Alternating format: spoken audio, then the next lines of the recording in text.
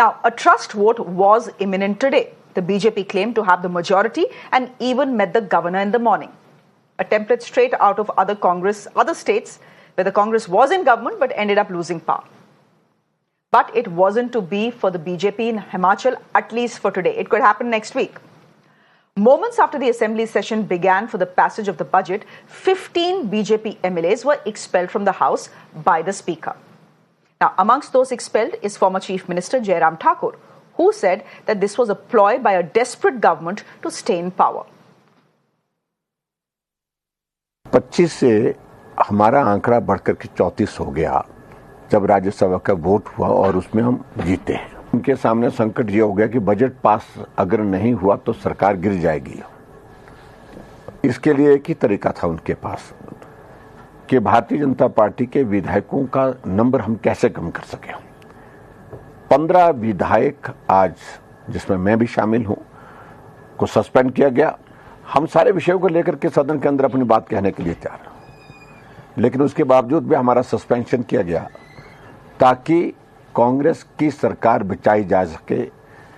हमारा सस्पेंशन होने के बाद उनको बजट पास करने की गुंजाइश निकल आई।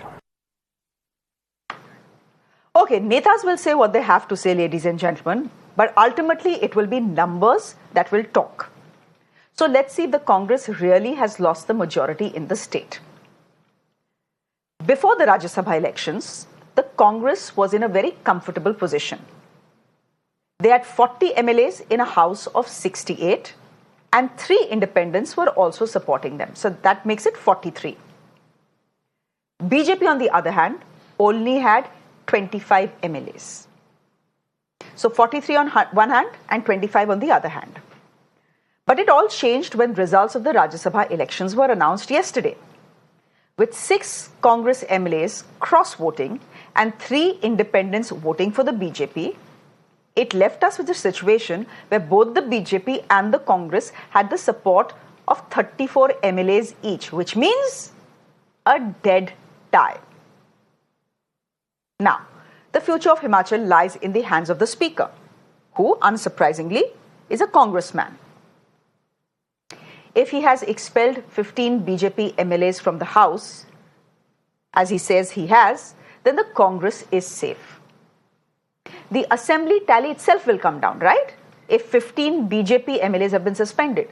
So from 68, if you minus 15, that comes to 53. The tally of the assembly comes down to 53. What is the halfway mark for 53? It is 27. The Congress has these numbers. Now, the Congress, excluding the 6 rebels, has 34 MLAs on its side. But there's confusion among several quarters as to whether the Speaker has expelled or suspended the BJP MLAs. Now, in case of an expulsion, these MLAs cannot appear for a trust vote, which means they cannot vote. But if it is suspension, then these MLAs can very well cast their votes. So that's the difference. Then there is another scenario. If the BJP MLAs are only suspended, the figure in the House will become 34 in support of the BJP and 34 for the Congress party. And that's when the decision of the Speaker against the 6 rebel Congress MLAs will become very crucial. Now, notices have already been sent to these rebels under the anti-defection law, and they have been asked to explain why they should not be disqualified. A quick look at what is the anti-defection law, because it is something that may come into play. Let's see how the week progresses.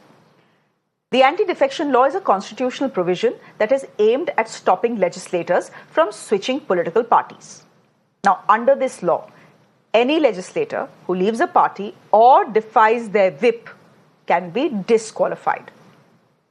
But, please note, the anti-defection law is not applicable if 2/3 of the legislators of a party leave together, as was in the case of the Shiv Sena, where the Shinde camp broke ranks. Okay, back to Himachal. If the 6 rebel MLAs defy the Congress's whip during the trust vote, or they are found guilty of anti-party activities by the Speaker, they are most likely to be disqualified. And in that case, the assembly numbers come down to 62 and the halfway mark becomes 32. The Congress, again, don't forget, has 34 MLAs. So, whatever the scenario at present, the Congress government looks safe at least now, at least for this moment. But within the party, tensions are running high. The BJP is already claiming that there are 10 more MLAs who are in touch with them. The resignation of Vikramaditya Singh from his ministerial position and the sudden arrival of troubleshooter D.K. Shivakumar all the way from Karnataka indicates one thing. Picture abhi baki hai mere dosto.